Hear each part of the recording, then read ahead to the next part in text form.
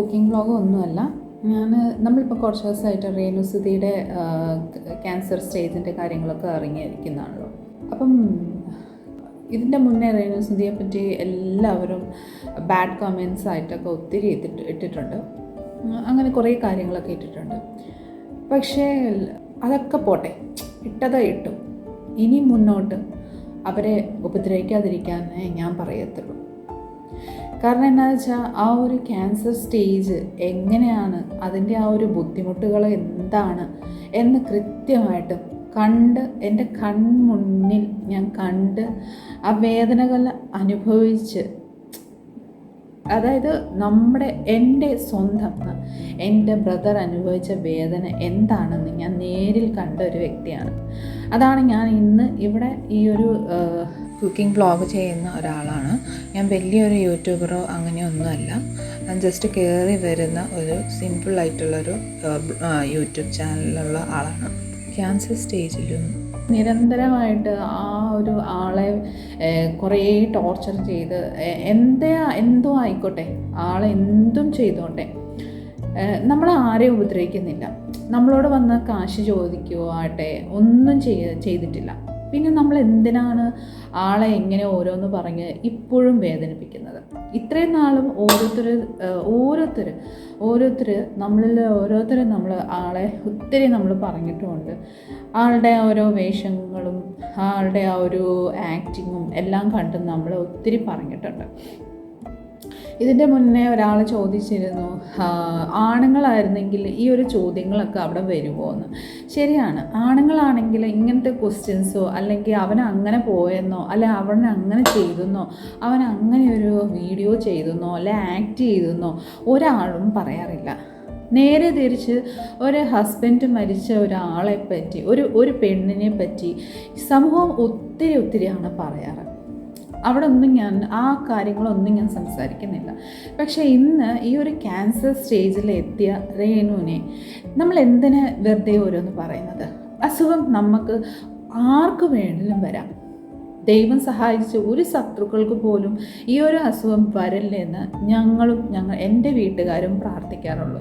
കാരണം നേരിൽ കണ്ട ആ ഒരു വേദനയും ആ ഒരു ബുദ്ധിമുട്ട് അനുഭവിച്ച ഒരാളാണ് എൻ്റെ ഫാമിലീസ്. ആ പുറകിൽ കാണുന്ന എൻ്റെ ബ്രദറാണ്. അവൻ ക്യാൻസറായിരുന്നു, അവന് ലങ്സ് ക്യാൻസറായിരുന്നു, 4th സ്റ്റേജ് ആയിരുന്നു. സ്റ്റാർട്ടിങ് അവന് എന്താ പറയുക, ജലദോഷമായിട്ടാണ് തുടക്കം വന്നത്.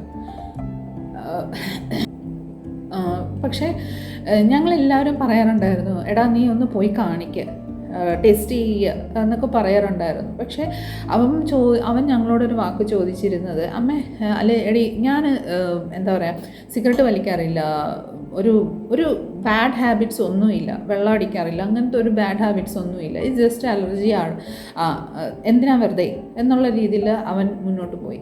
പക്ഷേ അറ്റ് ദ ലാസ്റ്റ് സ്റ്റേജ് ആയപ്പോഴാണ്, കൂടുതലായി കഴിഞ്ഞാൽ ശ്വാസമുട്ടലിലേക്ക് പോയ സമയത്താണ് ഹോസ്പിറ്റലിലേക്ക് അഡ്മിറ്റ് ആയതും പല കാര്യങ്ങളും ടെസ്റ്റ് ചെയ്തതും 4th സ്റ്റേജിലെത്തി, ഇനിയും രക്ഷയില്ല എന്നുള്ള രീതിയിൽ ഞങ്ങൾ കണ്ടെത്തിയത്. ഇപ്പോൾ ആ സമയത്തും ഒത്തിരി ആൾക്കാർ, ഈവൻ എൻ്റെ ലൈഫിലും നമുക്ക് ആ ഒരു ബുദ്ധിമുട്ട് വരുമ്പോഴാണ് നമ്മുടെ റിലേറ്റീവ്സായിട്ടോ ഫ്രണ്ട്സായോ ആരാണ് നമ്മുടെ ഒപ്പം നിൽക്കുന്നത് നമുക്കറിയാൻ പറ്റുന്നത്. എൻ്റെ ലൈഫിലും എൻ്റെ റിലേറ്റീവ്സൊക്കെ ഒത്തിരി ദ്രോഹങ്ങൾ ചെയ്തിട്ടുണ്ട്. ഫ്രണ്ട്സൊക്കെ ചേർത്ത് പിടിച്ചിട്ടുണ്ട്. റിലേറ്റീവ്സൊക്കെ ഞാൻ പറയാൻ താല്പര്യപ്പെടുന്നില്ല, ആ ഒരു ഇതിലോട്ട് ഞാൻ പോകാൻ താല്പര്യപ്പെടുന്നില്ല. കാരണം അത്രയ്ക്ക് വിഷമം ഉണ്ടാവും. എൻ്റെ കാര്യം പോട്ടെ, എനിക്ക് യാതൊരു കുഴപ്പമില്ല. പക്ഷേ എൻ്റെ ബ്രദറിൻ്റെ സ്റ്റേജ് വന്നപ്പം, അവനൊരു ക്യാൻസർ പേഷ്യൻ്റ് ആയ സമയത്തും അവനെ മാക്സിമം ദ്രോഹിക്കാൻ പറ്റുന്ന അത്രയും ദ്രോഹിച്ചിട്ടുണ്ട് ആൾക്കാർ, റിലേറ്റീവ്സ് ആയിക്കോട്ടെ. നമുക്ക് അവൻ ചേർത്ത് പിടിച്ചിരിക്കുന്ന പലരും അത്രയ്ക്ക് ചെയ്തിട്ടുണ്ട്. അപ്പം എനിക്ക് മനസ്സിലാവും, ഈ ഒരു ക്യാൻസർ സ്റ്റേജ് ആകുമ്പം നമ്മൾ സ്നേഹിക്കുന്ന ആൾക്കാർ നമ്മളെ ദ്രോഹിക്കുമ്പോഴും നമ്മളോട് ചെയ്യുന്ന ക്രൂരതകൾക്ക് നമുക്ക് കാണുമ്പം നമുക്ക് എന്തുമാത്രം ബുദ്ധിമുട്ടുണ്ടാവുമെന്ന് ഞാൻ നേരിൽ കണ്ടതാണ് എൻ്റെ ബ്രദറിൻ്റെ ഇതിൽ. ആൾ ഭയങ്കരമായിട്ട് സ്നേഹിക്കുകയും എല്ലാവർക്കും നല്ല സപ്പോർട്ടാണ് ചെയ്തിരുന്നത്. ഒരു സ്റ്റേജിൽ അപ്പോൾ ഈ ഒരു ക്യാൻസർ പേഷ്യൻ്റ് എന്ന് വെച്ചാൽ അവർക്ക് ഈ കീമോ റേഡിയേഷൻ ഇങ്ങനെ പല ഓപ്പറേഷനുകൾ എല്ലാം ചെയ്ത് അവരുടെ ശരീരം മൊത്തം വേദനയാണ്, ഭയങ്കര വേദനയാണ്. അവർ നമ്മളെ എക്സ്പ്രഷനിലോട് നമ്മളോട് പറയുന്നില്ലെന്നേ ഉള്ളൂ, അത്രമാത്രം വേദനയാണ്. കാരണം കണ്ണിൽ കണ്ട ഒരു വ്യക്തിയാണ് ഞാൻ. എന്താ പറയുക, അവൻ നമ്മളോടല്ലാതെ ആരോടാണ് ദേഷ്യപ്പെടുന്നത്?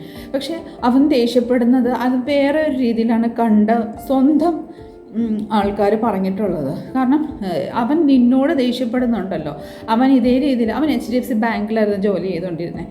അപ്പം ചോദിച്ചിരുന്ന ഓരോരുത്തരൊക്കെ ചോദിച്ചിരുന്ന വാക്കുകൾ എന്തായിരുന്നു അറിയോ?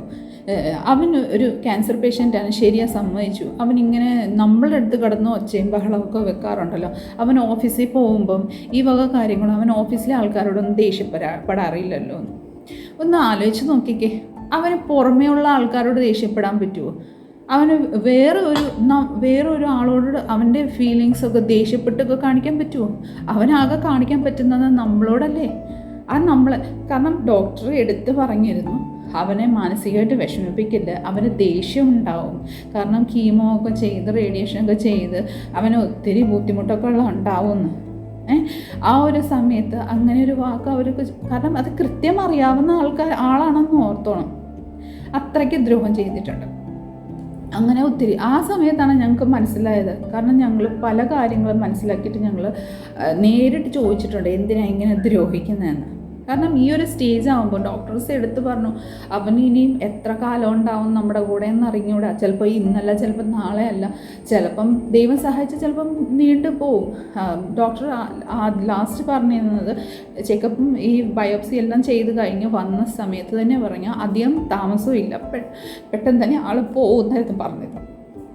പക്ഷേ എന്തോ ദൈവത്തിൻ്റെ കൃപയും കുഞ്ഞുങ്ങളുടെ ഭാഗ്യം കൊണ്ട് ഒരു വർഷത്തോളം ഉണ്ടായിരുന്ന ആൾ ഞങ്ങളുടെ കൂടെ. അപ്പം ഈ പഴയ കാര്യങ്ങളൊക്കെ പറഞ്ഞ് എനിക്ക് വിഷമിക്കാൻ താല്പര്യമില്ല. ഇത്രേ എനിക്ക് പറയാനുള്ളൂ. ഒരു ക്യാൻസർ പേഷ്യൻ്റ് ഉണ്ടെങ്കിൽ അവരോട് മാക്സിമം സ്നേഹത്തോടെ ഇടപെടാൻ നോക്കുക.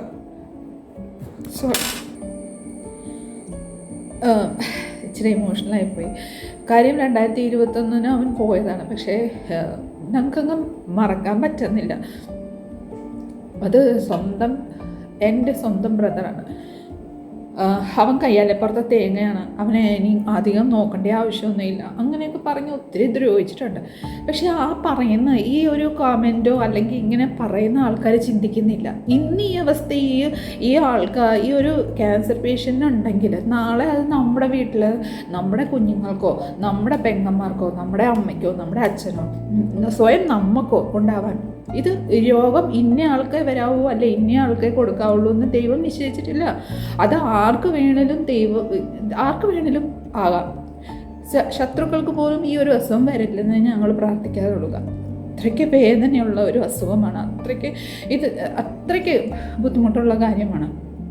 ഓരോ കീമോ ചെയ്യുമ്പോഴും റേഡിയേഷൻ ചെയ്യുമ്പം അതിൻ്റെ ഓരോ വേദനകളുണ്ട്. ഡോക്ടർമാർ ഞങ്ങളോട് പറഞ്ഞിട്ടുണ്ട് കാര്യങ്ങളൊക്കെ. കാരണം കീമോ എന്ന് ചെയ്യുമ്പോൾ നമ്മുടെ ശരീരത്തിലെ സെൽസ് എല്ലാം കരിയിച്ച് കളയുന്ന രീതിയിൽ അത്രയ്ക്ക് ചൂട് പോലെയാണ് ഈ സംഭവം ഉള്ളിലോട്ട് കയറി പോകുമ്പം ഞാൻ പറയാം. നമ്മൾ അനുഭവിച്ചിട്ടില്ലെങ്കിലും നമ്മൾ നേരിട്ട് കണ്ട കാഴ്ചകളാണ് ഇതെല്ലാം. അപ്പോൾ എനിക്ക് ഇത്രയും പറയാനുള്ളൂ. ഇനിയും ഇതുപോലെ ക്യാൻസർ പേഷ്യൻ്റായ ആരെയും ഉപദ്രവിക്കാതിരിക്കുക, മാക്സിമം അവരെ സപ്പോർട്ട് ചെയ്യുക, പ്രാർത്ഥിക്കുക. ഇപ്പോൾ രേണുസുതിയെ സംബന്ധിച്ച് അവൾക്ക് ഒരു കുഞ്ഞുണ്ട്. അവൾ പോയി കഴിഞ്ഞാൽ ആരാ ഉള്ളത്? എനിക്ക് രേണുസുതിയായിട്ട് യാതൊരു പരിചയമില്ല, യാതൊരു കോണ്ടാക്റ്റും ഇല്ല, ഞാൻ കണ്ടിട്ടുമില്ല, ഞാൻ ഒരു കാര്യങ്ങളും അയാളോട് സംസാരിക്കാറില്ല, യാതൊരു റിലേഷനോ യാതൊരു ഫ്രണ്ട്ഷിപ്പായിട്ടോ അങ്ങനെ ഞങ്ങൾ തമ്മിൽ കണ്ടിട്ടേ ഇല്ല. ഇതുപോലെ വീഡിയോസൊക്കെ കണ്ടു, അത്രയേ ഉള്ളൂ. പക്ഷേ ആളുടെ ഇന്നലത്തെ ആ ഒരു മുടിയൊക്കെ വെട്ടിയിട്ടുള്ള രൂപം കണ്ടപ്പം ശരിക്കും ഒന്ന് മനസ്സങ്ങ് വേദനിച്ചു. കാരണം എൻ്റെ ബ്രദറിൻ്റെ സെയിം സ്റ്റേജാണ്. അപ്പോൾ വേറെ ഒരു കാര്യം എനിക്ക് കിച്ചുവിനോടാണ് പറയേണ്ടത്. പലരും പലതും പറയും. പക്ഷേ കിച്ചുവിന് ഒരു അമ്മയില്ലാത്ത സ്ഥാനത്ത് അമ്മയായിട്ട് വന്നതാണ് രേണു. എന്തോ ആയിക്കോട്ടെ, ആളിപ്പോൾ വീഡിയോ ചെയ്ത് എന്തും ചെയ്തോട്ടെ, പക്ഷേ ദ്രോഹങ്ങളൊന്നും ചെയ്തിട്ടില്ലല്ലോ. കുഞ്ഞിനെ ഒരു 7 വയസ്സ് 9 വയസ്സിലെങ്ങാണ്ട് രേണു വളർത്തിയതല്ലേ. അപ്പം അത് അന്ന് തൊട്ട് ഈ ഒരു നിമിഷം വരെ ഒരു ദ്രോഹങ്ങൾ ചെയ്തിട്ട് കിച്ചുവിനെ വളർത്തിയിട്ടില്ലല്ലോ. അപ്പം ഈ ഒരു സമയത്ത് രേണുവിനെ പോയി കാണുന്നത് ഒത്തിരി നല്ലതായിരിക്കും. കാര്യം രക്തത്തിൽ പറഞ്ഞതല്ലെങ്കിലും സ്നേഹിച്ച് അമ്മയെന്ന് വിളിക്കാനുള്ള അവസരം കുഞ്ഞിന് രേണു അല്ലേ കൊടുത്തത്. അപ്പം അത് വെച്ച് നോക്കുമ്പം ആളെ ചെന്നൊന്ന് കാണുക ഈ ഒരു സമയത്ത് അത് ഭയങ്കര ഒരു റിലീഫായിരിക്കും. ഇപ്പം കഴിഞ്ഞ ദിവസം മറ്റേ ഫാദർ പോയിരുന്നു, അവർ തമ്മിൽ എന്തൊക്കെ പ്രശ്നങ്ങളായിരുന്നു. അപ്പം രേണുവിനെ പോയി കണ്ട് പ്രാർത്ഥിച്ചപ്പം അത്രയ്ക്കൊരു സമാധാനം രേണുവിന് കിട്ടിയില്ലേ. അതുപോലെയാണ് ഈ ഒരു സ്റ്റേജിൽ നമ്മൾ കുട്ടികളെ എങ്ങനെ നമ്മൾ നോക്കുക, അതുപോലെയാണ് നമ്മൾ ഈ ഒരു ക്യാൻസർ പേഷ്യൻറ്റിനെ നോക്കേണ്ടത്. നമ്മൾ ഉള്ളിൽ നമുക്ക് വിഷമമുണ്ടെങ്കിലും ആളുടെ അടുത്ത് നല്ല സ്നേഹത്തോടെ ഇടപെടുക, മാക്സിമം അവർക്ക് സന്തോഷം കൊടുക്കുക. ചിലപ്പം പറയാൻ പറ്റില്ല, 3rd സ്റ്റേജാണെങ്കിലും 4th സ്റ്റേജാണെങ്കിലും ഏത് സ്റ്റേജാണെങ്കിലും നമ്മുടെ ഒരു സ്നേഹവും പ്രാർത്ഥന മതി അവർക്ക് തിരിച്ചു വരാൻ. കാരണം ഒരു കുഞ്ഞു കൊച്ചുള്ളതാണ്. എനിക്കുണ്ട് 2 മക്കൾ, എൻ്റെ ഉണ്ടായിരുന്ന 2 മക്കൾ. നമുക്കറിയാം ആ വേദന എന്താണെന്ന്. അതുകൊണ്ടാണ് ഞാൻ കിച്ചനോട് മാക്സിമം പറയുന്നത്, ഒന്ന് പോയി കാണുക, അമ്മയോട് ഫോണിൽ സംസാരിക്കുക, പോയി കാണുക, ഇടയ്ക്ക് പോയി കാണുക. അമ്മയ്ക്ക് അത്രയും സമാധാനം ഉണ്ടാവും. അനിയന് ആരും ഇല്ലെങ്കിൽ, അമ്മയില്ലെങ്കിലും എൻ്റെ കിച്ചുമോനുണ്ടല്ലോ എന്നുള്ളൊരു സമാധാനം ഉണ്ടാവും അവിടെ. അതുകൊണ്ടാണ് ഞാൻ പറയുന്നത്, മാക്സിമം ഒന്ന് കാണാൻ ശ്രമിക്കുക, പഴയ എല്ലാം മറക്കുക. മനുഷ്യനാണ്, ആർക്കും എപ്പോഴാണ് എന്താ സംഭവിക്കുന്നതെന്ന് അറിയാൻ പറ്റത്തില്ല. വാക്കുകൾ നമ്മൾ ഉപയോഗിക്കുമ്പോൾ അത് നോക്കിയും കണ്ടേ ഉപയോഗിക്കാവുള്ളൂ. അത്രേ എനിക്ക് പറയാനുള്ളൂ.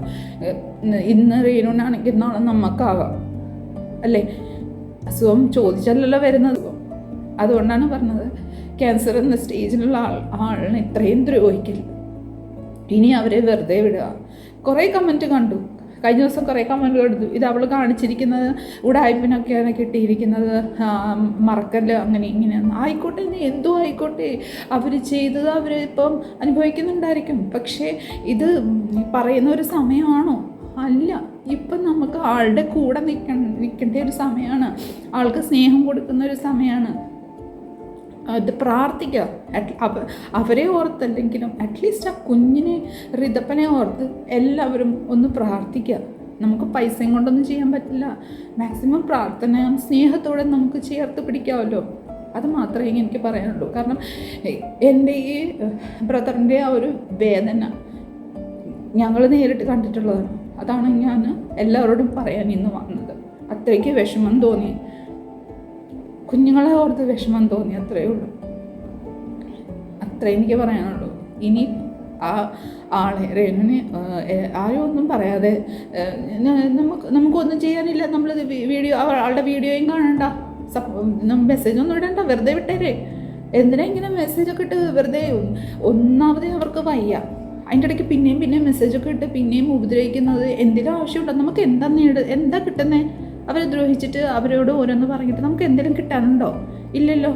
അപ്പോൾ പിന്നെ നമുക്ക് നാളെ ഈ ഒരു അവസ്ഥ വരാതിരിക്കാൻ പ്രാർത്ഥിച്ചുകൊണ്ട് ആൾക്ക് ഭേദമാകട്ടെ, ആ മക്കൾക്ക് ഒരു അമ്മയെ തിരിച്ച്, അച്ഛനോ ഇല്ല അമ്മ കിട്ടട്ടെ, അമ്മ ഉണ്ടാവട്ടെ എന്ന് പ്രാർത്ഥിച്ച് കൂടെ നിൽക്കുക.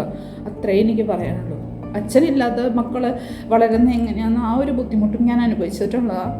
അതുകൊണ്ടാണ് മാക്സിമം എല്ലാവരോടും ദയവ് ചെയ്ത് ഇനി മെസ്സേജൊക്കെ ഇട്ട് അവരെ ദ്രോഹിക്കാതിരിക്കുക, മാക്സിമം പ്രാർത്ഥിക്കുക. 2 കുഞ്ഞുങ്ങളെ, കിച്ചു വലിയതായി, ഋതപ്പന് വേണ്ടിയിട്ടാണെങ്കിലും എല്ലാവരും പ്രാർത്ഥിക്കുക. എൻ്റെ ബ്രദറിൻ്റെ ആ ഒരു വേദനയും എങ്ങനെയാണെന്ന് എനിക്കറിയാവുന്നതുകൊണ്ട് ഞാൻ ജസ്റ്റ് ഒന്ന് പറയുന്നേ ഉള്ളൂ. നിങ്ങൾക്ക് ഇഷ്ടമായിട്ടുണ്ടെങ്കിൽ ഈ ഒരു വാക്കുകളൊക്കെ സ്വീകരിക്കുക. അത്രേ എനിക്ക് പറയാനുള്ളൂ. Thank you.